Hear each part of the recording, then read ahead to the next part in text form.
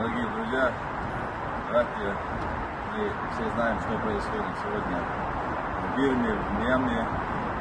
Их руководители, в кавычках, эти шайтаны сегодня убивают невинных детей, женщин, стариков, убивают мусульман, издеваются над ними, что недопустимо. Мы знаем все заявления Рамзана Ахматовича Кадырова, героя России, человека, который всегда борется с несправедливостью, как наш первый президент Ахмад Хаджи Кадыров.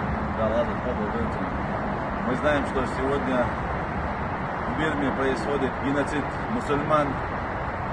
По воле Всевышнего эти руководители, в кавычках, все получат по заслугам, смерть возмездия их достигнет.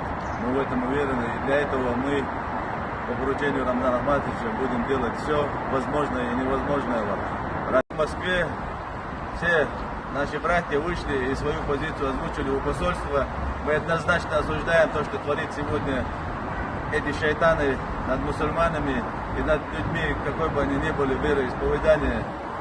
Мы знаем, что по воле Всевышнего эти мусульмане будут освобождены от этого геноцида, и им помощь придет, иншаллах. И над этим мы все делаем.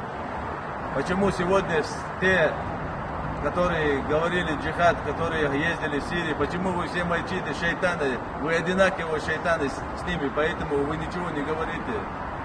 Мы еще тогда, Рамзан Ахматович и Ахмад Хаджи Кадыров, говорили, кто вы. Вы те же шайтаны, как руководители Бирмы, где это творится сегодня, геноцид над мусульманами. Вы позволяли, вы делали все, чтобы и в Сирии, и в Чечне, и в Ираке, и в Йемене, вот то, что происходит.